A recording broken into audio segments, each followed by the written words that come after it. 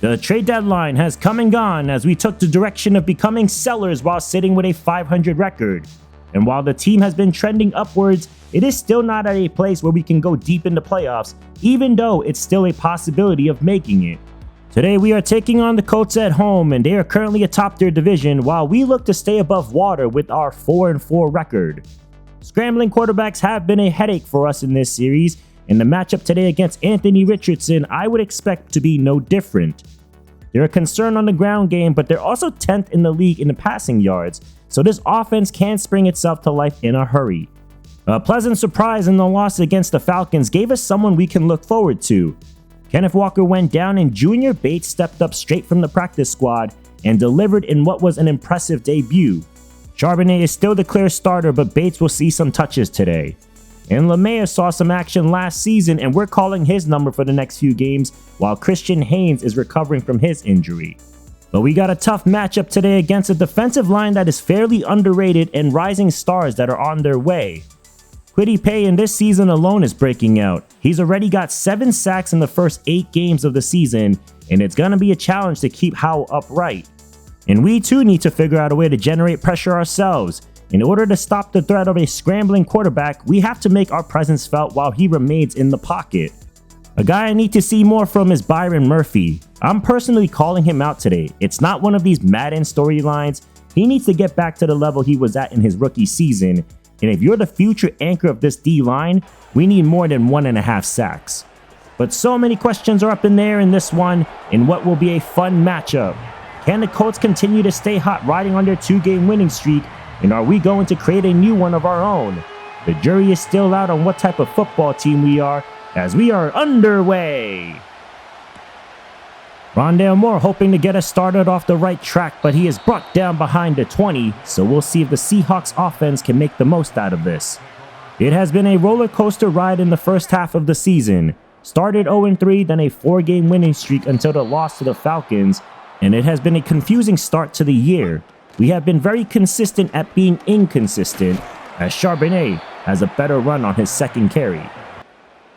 In danger of an early 3-and-out, but the quick hitter hooks up with Cook, who has been one of many bright spots to this offense, and he's coming off a game where he was able to find the end zone. As Charbonnet has a nice lane up the middle to move the sticks.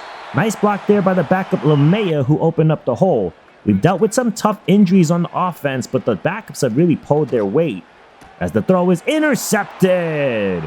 It's Justin Simmons, who has a new home in Indianapolis and just created a big-time robbery. Howell was supposed to hit Lockett on this route, but we have 2 guys in the same area, and the throw was supposed to go over the top, but it's a liner for pick number 7 this year. Sam Howell was inconsistent against the Falcons, and he's not off to a good start today. But that's why drafting a quarterback this year is more of a heightened conversation. Jonathan Taylor opens up their drive with a 3-yard run, as Richardson's first pass goes back to Taylor and he'll explode forward for their first conversion for a first down. Taylor is going to be a problem today, and we need our defensive front to really make an impact in this game, as Richardson scrambles but is caught in the backfield. Rookie Zach Ballard has another sack, and that'll work for us. Blitz is sent, and he rips this to the left side for Michael Pittman. So they get all of the lost yardage back and more. Single high look with Cameron Tucker hovering the deep zone. Coverage is sticky. Richardson recognizes and off he goes. And there's no chance for Tyrell Dotson to catch up. It's a touchdown for the Colts. Scrambling quarterbacks continue to be our nemesis, and it gets exposed once again. And that was excellent coverage by our secondary. But once Richardson runs, Dotson was late to reacting to it, and it results in the Colts capitalizing on our early turnover. The stats for Howell this year has been decent, but it's the turnovers that's been hurting him, as he throws to the rookie Bates and he'll pick up the first down. Junior Bates was signed from the practice squad last week for his ability to catch the ball out of the backfield. Here's another completion, but this time to Charbonnet on the screen, and look at him go! Outrunning Kwity Paye and reminding the Colts not to sleep on his explosiveness. Charbonnet is nearing 500 yards on the year, and he's going to add to that here. Injuries are giving him a ton of opportunities, and we just got word of another. Tyler Lockett tore his labrum earlier, and this may mean significant time might be lost. as it's flipped back to Charbonnet again, who breaks a tackle, but the penalty is charged against Seattle to pull them back. Good coverage, and he's lucky to get that pass off with the incoming pressure in his face. That'll bring on the field goal team. Myers trying to hit this from 53, and it's leaning left and no good. He pushed it too much, and it will remain a 7-0 game. Luckily, our defense was able to force the Colts to a 3-and-out, and we'll take another hack at putting points on the board. It starts with another check down, and Charbonnet will angle it back towards the middle of the field, and a good decision there to move the sticks. A lot of dump-offs in this game. It seems Howell may be a bit gun-shy after the early turnover, as this throw over the middle is caught by Rondale Moore, who takes over Lockett's role. His targets were eaten up since the emergence of Kendrick Cook, as Charbonnet goes right up the middle untouched, and that will get him halfway to 100 yards on 8 carries. Kenny McIntosh will give him a breather for the moment as they run a play action, firing for Metcalf, and they hook up, going for the end zone, and he crosses the goal line for a touchdown. His 8th of the season. He's been reliable all season, and honestly, any team that wants to man up against him, it's already a disadvantage, and he makes defenses look like Swiss cheese with ease. So our offense finally gets on the board, but it's been quiet for the Colts since their opening drive, as Taylor will make this 3rd and 5. 3 receivers stacked to the left. Richardson scans. He's trying to get on the move, but runs right into Zach Ballard, who contains him again. Nicely done by this defense. A lot of criticism since the Tariq Woolen trade, but it's worked out on that side of the ball, as this beauty of a punt will pin us inside the 5 to start. Zach Charbonnet is having one of the best first halves we could ask for, especially against this defensive line, as this is stretched on the outside even more, and he outruns the Colts for a gain of 14. He's running like a madman out there. Howell will now try to pass, extending the play, running out of room, and he's taken down for a sack by Kwity Paye. Golston is shaken up, but will return later on. 2nd and long, back to Charbonnet, kicks this to the left side, and tackled from behind by Latu. That's a big save because the blocks were set up for him to possibly go the distance, as Howell fires a bullet and hits Noah Fant to keep the drive alive. We're nearing the conclusion of the first half as the clock winds down, and also going down is Howell as he is taken down by the rookie Philip Medlock, and that would be good enough to take us into the half knotted up at 7 apiece. I didn't think this would be a low-scoring game, but our offense has disappeared in the last 6 quarters. We are struggling to move the ball at a consistent rate, even though the ground game has been effective. Let's not put our defense in a vulnerable position and put some points up. But while we're here, please subscribe to the channel if you haven't, as we jump into the second half. Richardson will start it off by keeping it on read option. Hall can't bring him down, and not the start we wanted as he hurts us again with his wheels. And it's a tough drive for Derek Hall as he jumps off sides now. Defense is a bit out of sorts coming out of the gate in the second half, as Taylor finds a seam and will hurt us on the ground while crossing midfield. Byron Murphy ran to the secondary to take him down, and you love to see that effort. As they run a bit of a screen game here, Taylor stays patient, follows his blocks, and will add on another 11 through the air. Colts well into plus territory now. Richardson fires across and connects with his new tight end for a big gain. It's the rookie Roosevelt Burke who was selected in the 2nd round. As the 2nd down run is stuffed by Derek Hall, who really needed that tackle, and he's been one of our better players this year, and we certainly want to build on his success. As Richardson tries to run again, but Murphy will stop his tracks. That's what we want to see out of the 2nd-year tackle. They opt to line up and go for it here on 4th down. Richardson boots to the right, and the throw is caught by Pittman, but he steps out of bounds before the 1st down marker.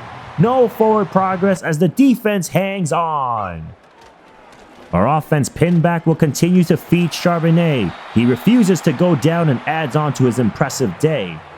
83 yards on 12 attempts. Here's number 13 with some good blocking up front, and their opening second half drive is off to a solid start. Eventually, this could open up the passing game, and they'll try it here, and they'll find the open Fant, who runs through a man. Oh my goodness! What in the world did we just see? Noah Fant absolutely demolishes Kenny Moore, and that will drive this stadium crazy. That's one of the most satisfying plays I've seen, and luckily it's on our end as Fant lines up on the right side. But Howard thrown to the left side and a wide open man. It's Cook, and it's a touchdown! The pan is hot and the chef is cooking tonight. What a route and what separation by the 21-year-old out of Troy, and he continues to convince us why he deserves more playing time each day. It feels like a lifetime ago that these two teams found their way to the end zone, and the defense is off to a great start. Nice tackle by Julian Love. We hope that if we limit the run game, we would force Richardson to make some bad decisions, but he hooks up with Pittman there, and Witherspoon had a tough time on that one-on-one. This is the second time they're in plus territory in this quarter, so we'll see if our defense can hold it down again, as Pittman has another catch for 5. He's been the primary target even though Josh Downs is the leading receiver, and it's through his hands. Seahawks get away with one as the field goal team will trot out. Matt Gay from the left hash, 47 yards, and the kick is right down the middle, so we now have a 4-point game. We're 1 quarter away from picking up our 5th win of the season as Moore sweeps us to the outside, but it's coming back due to a hold. We can't be putting ourselves in these 3rd and long situations if we want to close the lid, as Charbonnet gets it on the screen, runs into his own man and taken down, so Seattle has no choice but to punt. Our offense has been very questionable the last couple of games. Don't get me wrong, some good plays were made, but we just haven't been as smooth as I like them to be, as the Colts will have it here on 41. Seattle showing a too high look as the Colts go empty. Good protection, and the slant is connected to Pittman as he gets swarmed by a bunch of neon green jerseys. Our defense has done a good job. We're still lacking in the turnover department, as that's a nice break up there by Brandon Ballard. The rookie has done a nice job in the slot lately, and it's always a good thing when you don't hear your name called, but he's gonna get smoked here as the Colts will take the lead. Touchdown, Adonai Mitchell. Well, there goes that conversation. But this has happened a bunch in this series. It's players bumping into their own teammates, and I don't know what Ballard or anyone else could have done in that moment. And nutrition is setting in as we suffer another injury with Derek Hall. He's by far getting better as a pass rusher this year, as Charbonnet with a rare carry for no yards today. But it is another 3rd and long. Howell's gonna throw, and hooks up with Fan again. No trucking here, but it gets the job done, and that will get him over 200 yards on the day. 6:45 to go. 2-back set. We need points in a bad way as the screen goes out to Charbonnet, and he coughs up the football. Recovered by the Colts, Kenny Moore. Justin Simmons is destroying us today. Interception earlier, and he pops Charbonnet to jar the ball loose as the Colts will take over, and that may be the knockout punch. They start with Taylor hitting the gaps, and he gets another healthy gain. Don't ask me what Tucker was doing, I have no clue myself. Colts have a shot to put the nail on the coffin, and they're gonna take that shot. Mitchell with the step, and it's caught but ruled out of bounds. Boy, was that a heart stopper. Ballard gets beat badly, but luckily this right foot is clearly out once he has possession. So we'll run this back all over again on 2nd down. Toss to the outside, and it's connected again with Pittman as he's pushed out of bounds by Knight. This is a huge play for both sides on this 3rd down. Richardson's gonna take a shot again, but this time it will cost him. It's intercepted by the rookie Tucker, and a crucial mistake as we finally get to him. Richardson got really greedy. He had a touchdown to Mitchell, but opted to throw the deeper route, and Tucker just read it like a book. Big play, and the rookies really picked it up as of late. But can our offense put together a respectable drive, as Charbonnet makes up for his fumble earlier as he now crosses the century mark. Under 5 to go. Deep drop. Good protection. He lets it fly over the middle and connects with Mr. Reliable Metcalf. We've seen Howe turn it up in these situations, but can he overcome the struggles today? He'll rip this to Fant again, and he'll turn his way up to keep the sticks moving. What a game he's had. Metcalf now lined up on the inside. Colts send 4 on the rush. It goes back to DK, and he stiffs armor man while he dashes out of bounds. He has been the go-to guy when we are in these one-possession games. As Howell heaves this down the seams, and he's got him for the touchdown! It's Junior Bates again! This kid has been unreal the last 2 games, and they don't even cover him on this play. Howell sees it, and there's no way the linebacker can catch up to the rookie running back as the Hawks go back up ahead. We just hope that's the play that will spark our offense as the defense comes up big. How about Dotson knocking it away from Pittman and let him pick on someone his own size?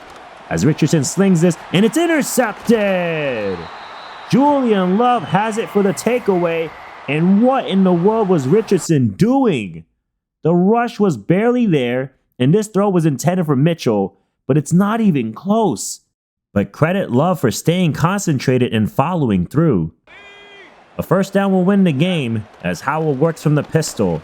He decides to step up and doesn't have anywhere to go.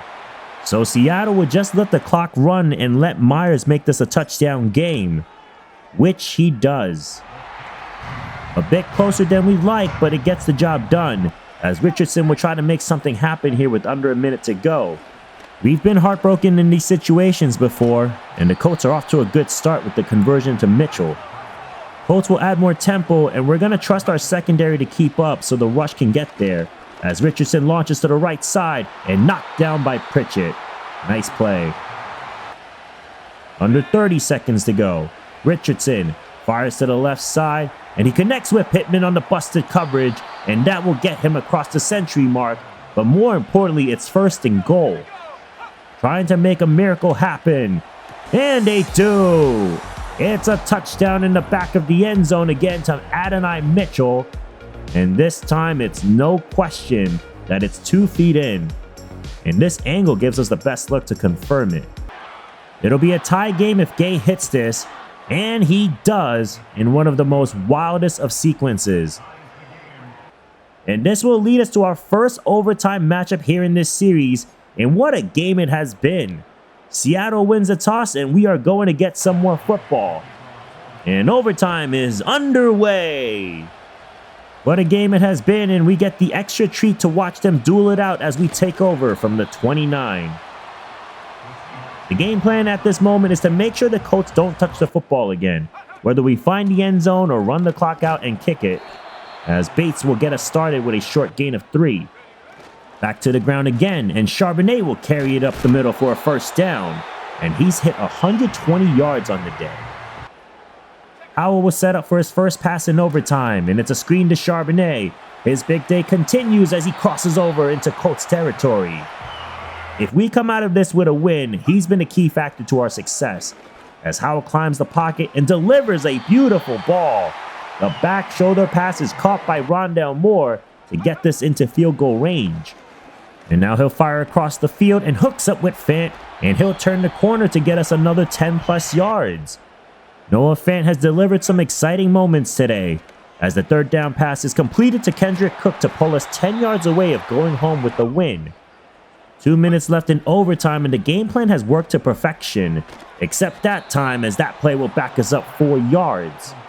3rd and 9. Touchdown wins it. They fail to complete, then the Colts have a chance. Howell firing to the end zone. He's got the touchdown! Again, it's the DK who walks it up here in Lumen Field. And what a way to bounce back in dramatic fashion once more. Just an incredible finish that we had to really fight for. And even a game like this wasn't easy for a win. Howell really bounced back after that early interception and finished with 4 more touchdowns to his season and completing 75% of his passes. But huge credit to the offensive line and Zach Charbonnet, who has taken over the RB1 role nicely today. And of course, our best player came out to play, and he's been the key to many of our wins. DK Metcalf is playing on a different level right now. Our defense did give up some big plays, but we managed to get to Richardson twice, credited to the rookie Zach Ballard, and forced him to make some bad turnovers in some crucial moments. But guys, what a finish and what a game. I feel like we either play like a playoff team or come out completely flat at times, and this game honestly was a mix of both. I think if we find a way to be more consistent, we could really make a run at the playoffs this year, but it's been difficult to tell what team comes out each game.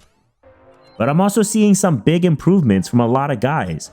The offensive line as a unit has been incomparable to last year's group. Zach Ballard is turning out to be better than what we expected when we took him, and Cameron Tucker has forced 2 turnovers in the last 3 games. And I think there's a lot of positives given how this season has gone so far. The downside is we are experiencing more injury concerns as Tyler Lockett will miss the next couple of games, as well as Derek Hall, who will miss the next 3 games after breaking his thumb. The next game will feature another AFC South team, and we will take on the fastest player in this past draft class. Lance Jacobs was selected a pick right after our first round pick, and rightfully so. He's got explosive speed and quickness, so it should be a challenge for our secondary. One weird thing I realized is that Steven Gregory's downs played is not being registered in the game. He's definitely played more than 500 snaps, and that's a weird glitch that I can't figure out, but I guess we won't find out what his development is until the end of the season.